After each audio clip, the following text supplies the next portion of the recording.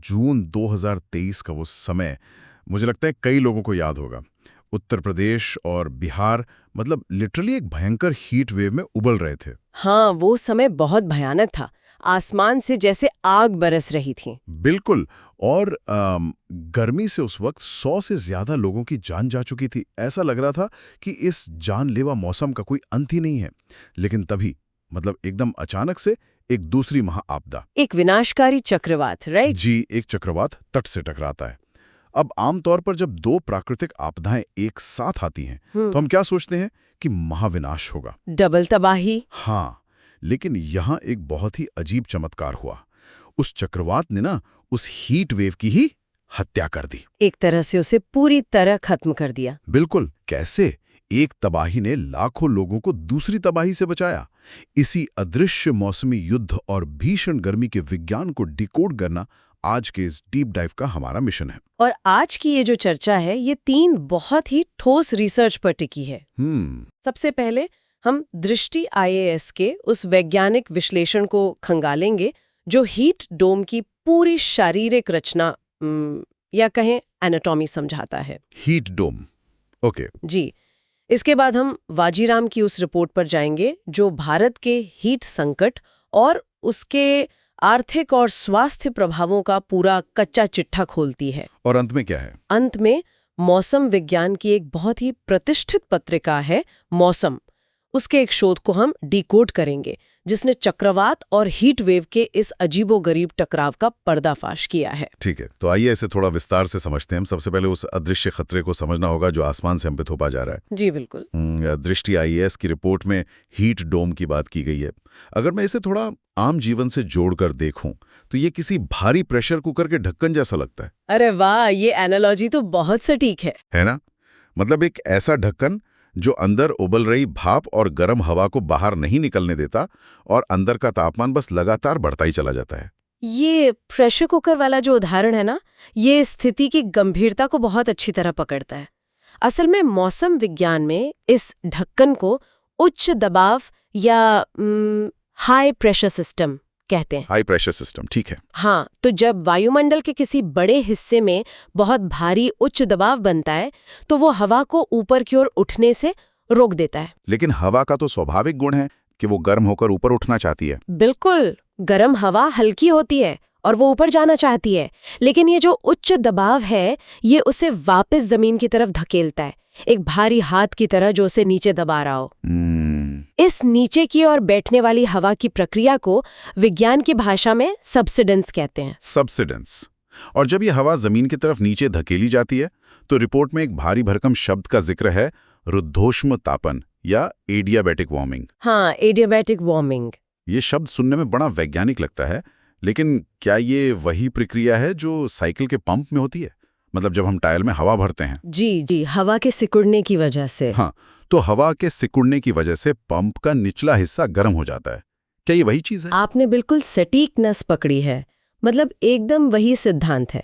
जब ऊपर से हवा नीचे की ओर बैठती है तो वायुमंडलीय दबाव के कारण वो सिकुड़ती है या कहें कि कंप्रेस होती है। अच्छा। इसी कंप्रेशन से हवा का तापमान अपने आप बढ़ने लगता है बिना किसी बाहरी आग के। तो मतलब हवा खुद ब खुद गर्म हो रही है? बिल्कुल, लेकिन ये सिर्फ आधी कहानी है। ये नीचे बैठती हुई भारी हवा एक और काम करती है, ये बादलों को भी नहीं बनने देती। ओहो, तो आसमान शीशे की तरह साफ हो जाता है? एकदम साफ, कोई बादल नहीं। मतलब सूरज की किरणों के बीच कोई रुकावट नहीं बचती, वे सीधे जमीन पर प्रहार करती हैं। जी, और इससे जमीन की मिट्टी बिल्कुल सूख जाती है। और मुझे लगता है जब मिट्टी में नमी नहीं होती तो जो प्राकृतिक कूलिंग होती है वाष्पीकरण से, इवेपोरेशन, हाँ, वो भी बंद हो जाती होगी। बिल्कुल सही। और यहीं से एक दुष्चक्र जिसे हम एम्प्लीफिकेशन लूप कहते हैं वो शुरू होता है। वो कैसे? देखिए, जमीन गर्म होती है, वो अपने ठीक ऊपर मौजूद हवा को गर्म करती है, फिर वो हाई प्रेशर का ढक्कन उस हवा को फिर से नीचे धकेलता है और तापमान बस लगातार बढ़ता रहता है। बाप रे। जनवरी 2023 में यूरोप में बिल्कुल यही हुआ था।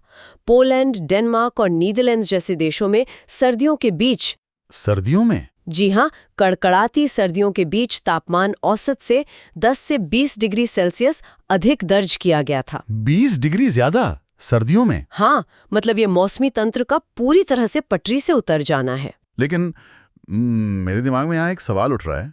पूछिए। हवा तो बहने वाली चीज है, बिल्कुल। तो ऐसा कैसे हो सकता है कि ये जो उच्च दबाव वाला ढक्कन है ये एक ही जगह पर हफ्तों तक टिका रहे? मतलब हवा को तो आगे बढ़ जाना चाहिए ना?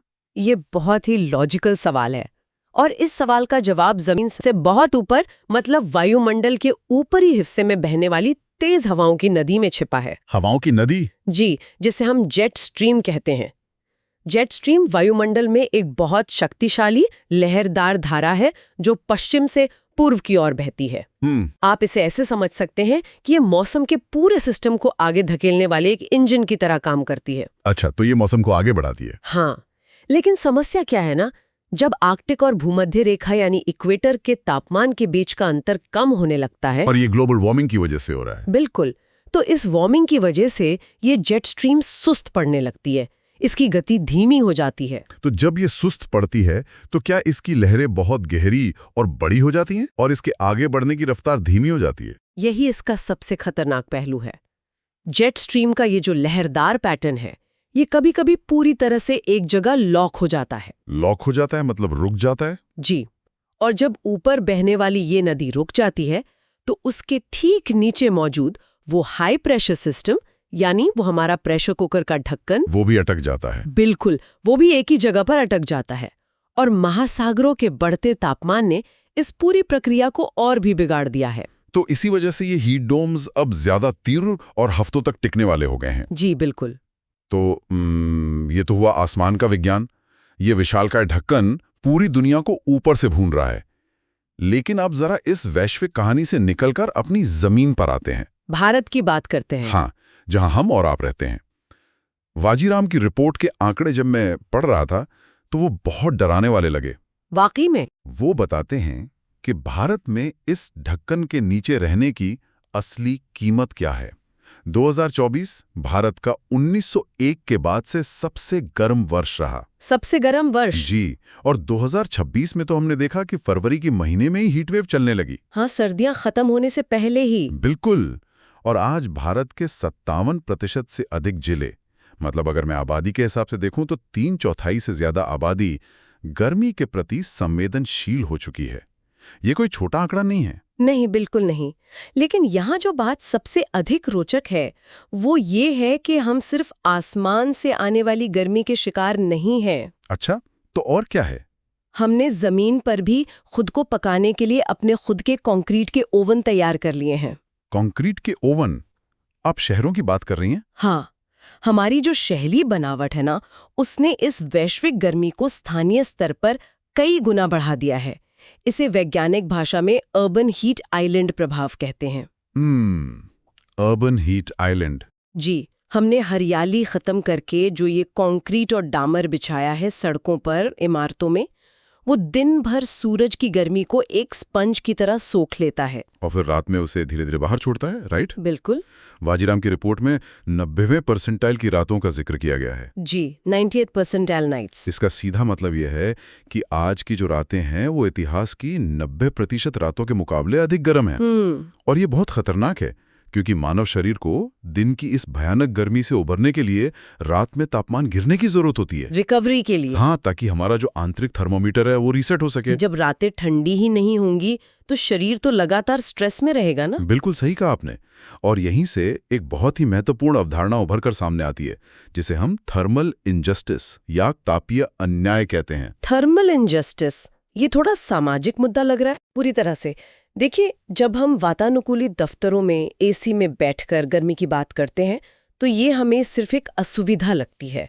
पसीना आ रहा है, गर्मी लग रही है। हाँ, मेजी तेज कर लेते हैं। लेकिन वाजीराम की रिपोर्ट जीरो कूलिंग ऑटोनॉमी पर जोर देती है। जरा उन लोगों के बारे में सोचिए जो कंस्ट्रक्शन वर्कर हैं, ठेले वाले हैं, या फिर हमारी गिग इकोनॉमी के डिलीवरी पार्टनर्स हैं। सही बात है। उनके पास गर्मी से बचने के लिए कोई स्विच नहीं है जिसे वो ऑन कर सकें। बिल्कुल नहीं। उनके पास अपनी मर्जी से काम रोकने का विकल्प भी नहीं है, क्योंकि अगर उन्होंने काम रोका तो इसका सीधा मतलब है उस दिन के खाने का रुक जाना। और ये सिर्फ एक मानवीय त्रासदी नहीं है, ये देश के लिए एक बहुत बड़ा आर्थिक संकट भी है। आर्थिक संकट? वो कैसे?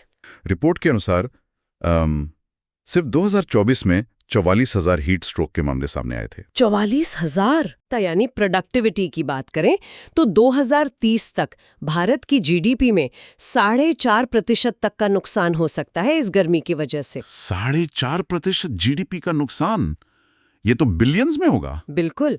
आप ही सोचिए 45 डिग्री तापमान में कोई भी इंसान एक मशीन की तरह लगातार काम कैसे कर सकता है? शरीर जवाब दे देता है। बहुत गहरी बात है ये। और कृषि पर पड़ने वाला प्रभाव तो इसे और भी भयावह बनाता है। हीट स्ट्रेस से फसलों का जीवन चक्र छोटा हो रहा है। पैदावार घट रही होगी। जी, पैदावार घट रही है, सिंचाई के लिए पानी की मांग बढ़ रही है, जबकि दूसरी तरफ हमारा भूजल स्तर लगातार गिर रहा है। मतलब यदि एक साथ हमारे स्वास्थ्य, हमारी अर्थव्यवस्था और खाद्य सुरक्षा तीनों पर सीधा हमला है। बिल्कुल। यहाँ बात सच में बहुत दिलचस्प हो जाती है। मतलब एक तरफ हमारा इंसानी बुनियादी ढांचा और नीतियां इस भीषण गर्मी के आगे पूरी तरह घुटने टेक रही होती हैं। जी। और तब प्रकृति कभी-कभी अपने ही बनाए सिस्टम को तोड़ने के लिए एक अप्रत्याशित कदम उठाती है। एक चमत्कार। हाँ, चलिए वापस उस जून 2023 की घटना पर चलते हैं, जिसका विश्लेषण मौसम पत्रिका ने किया है। जी। अगर मैं इसे एक एनालॉजी दूं तो ये मुझे ऐसा लगता है जैसे किसी बॉक्सिंग रिंग में दो खतरनाक मुक्केबाज लड़ रहे हों और अचानक रेफरी आकर एक मुक्केबाज को बाहर कर दे। हाँ, ये तुलना उस घटना को बहुत स्पष्ट रूप से दर्शाती है। या फिर ये किसी प्रेशर कुकर के फटने से ठीक पहले की स्थिति है और अचानक एक विशाल इंडस्ट्रियल फैन आकर उस कुकर का ढक्कन ही उड़ा देता है और ठंडी फुहारे भर देता है। बिल्कुल। जून 2023 के मध्य में जो हुआ वो कुछ ऐसा ही था।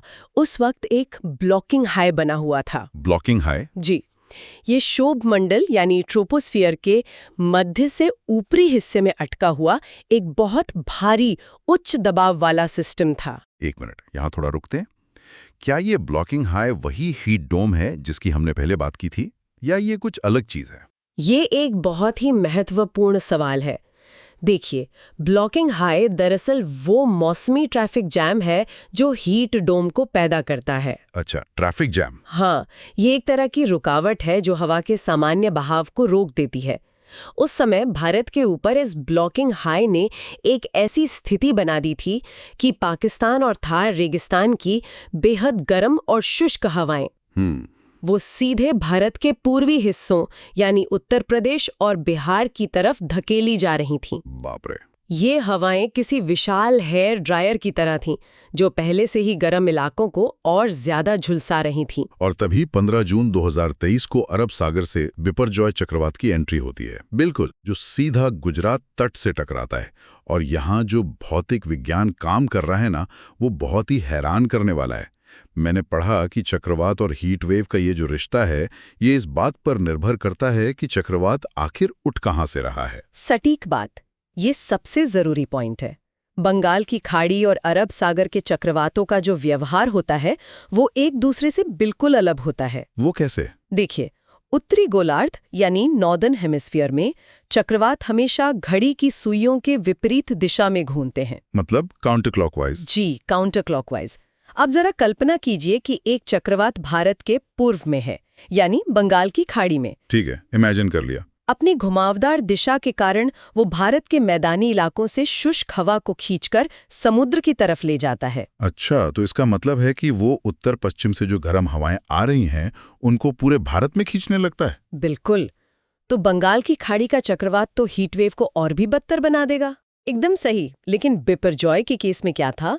वो भारत के पश्चिम में था, यानी अरब सागर में। और पश्चिम में होने के कारण उसी काउंटर क्लॉकवाइज घुमाव ने एक बिल्कुल विपरीत प्रभाव पैदा कर दिया। जी, उसने समुद्र के ऊपर मौजूद भारी नमी वाली और अपेक्षाकृत ठंडी हवाओं को भारत के भीतरी इलाकों की तरफ धकेलना शुरू कर दिया। कमाल है। बिपरजॉय का जो घुमाव था वो इतना शक्तिशाली और विशाल था कि उसने उस ब्लॉकिंग हाई के ट्रैफिक जैम को ही तोड़ कर रख दिया। मतलब उसने थार रेगिस्तान से आने वाली उस गर्म हेयर ड्रायर वाली हवा के रास्ते को ही काट दिया। बिल्कुल काट दिया। इसका मतलब चक्रवात ने सिर्फ बादल और बारिश ही नहीं दी, बल्कि उसने वायुमंडल के उस पूरे आर्किटेक्चर को ही तोड़ दिया। जी, उसने पूरा सिस्टम ही रीसेट कर दिया। और इसका असर ये हुआ कि उत्तर पश्चिम, मध्य और पूर्वी भारत में अचानक से 3 से 6 डिग्री सेल्सियस की गिरावट आ गई। लोगों को सच में जीवनदान मिल गया। बहुत बड़ी राहत थी वो। लेकिन एक दिलचस्प बात और है। शोध में ये भी बताया गया है कि पश्चिम बंगाल को इस प्राकृतिक एसी का फायदा नहीं मिला। ऐसा क्यों? वो तो उसी देश का हिस्सा है। उसके पीछे भी उसी हवा की दिशा का ही विज्ञान काम कर रहा था। अच्छा। हाँ, देखिए, चक्रवात के घुमाव के कारण जो हवाएं पश्चिम बंगाल तक पहुंची, वो सीधे अरब सागर से नहीं आ रही थीं। तो कहाँ से आ रही थी? वे जमीन के एक बहुत बड़े हिस्से को पार करते हुए महाद्वीपीय यानी कॉन्टिनेंटल हवाओं के रूप में वहां पहुंच रही थीं। ओ, तो जमीन पार करते करते उनकी सारी नमी खत्म हो गई होगी। बिल्कुल। इसलिए उन हवाओं में नमी या ठंडक बची ही नहीं थी, और इसीलिए बंगाल को गर्मी से वैसी राहत नहीं मिली जैसी यूपी या मध्य भारत को मिली थी। तो इस सब का असल मतलब क्या है? मतलब ये पूरी घटना सुनने में तो किसी हॉलीवुड की साइंटिफिक थ्रिलर जैसी लगती है। हाँ, बिल्कुल। लेकिन हम हर साल अपनी हीट वेव को खत्म करने के लिए अरब सागर में एक महाचक्रवात आने का इंतजार तो नहीं कर सकते ना? बोट के अगर नीतिगत हिस्से पर हम गौर करें तो ये साफ हो जाता है कि हमारे पास एक बहुत बड़ा संस्थागत गैप है। गैप तो है। 2005 का जो आपदा प्रबंधन अधिनियम है यानी डिजास्टर मैनेजमेंट एक्ट, उसके तहत हीट वेव को आज तक राष्ट्रीय आपदा घोषित ही नहीं किया गया है। मतलब भूकंप और बाढ़ तो राष्ट्रीय आपदा हैं, लेकिन गर्मी नहीं।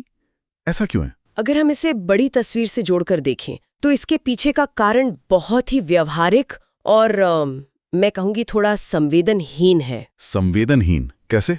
देखिए, जब बाढ़ आती है या भूकंप आता है तो तबाही साफ साफ दिखती है। इमारतें गिरती हैं, पुल टूट जाते हैं, सड़कें बह जाती हैं। हाँ, वो टीवी पर दिखता है। बिल्कुल। और उस भौतिक नुकसान का आकलन करना आसान होता है, लेकिन हीट वेव एक बिल्कुल अदृश्य आपदा है। ये इमारतों को नहीं तोड़ती, ये केवल इंसानी शरीर को भीतर से तोड़ती है। बहुत गहरी बात कही आपने। घोषित कर देती है तो राज्य सरकारों को राष्ट्रीय आपदा प्रतिक्रिया कोष यानी NDRF से सीधे वित्तीय सहायता देनी होगी। अच्छा, तो मुआवजे देने पड़ेंगे? जी, इसके वित्तीय प्रभाव बहुत बड़े होंगे और शायद हमारी जो मौजूदा व्यवस्था है वो अभी उस पैमाने पर मुआवजा देने के लिए तैयार ही नहीं है। लेकिन राष्ट्रीय आपदा घोषित ना होने का एक बहुत बड़ा नुकसान भी तो है। क्या?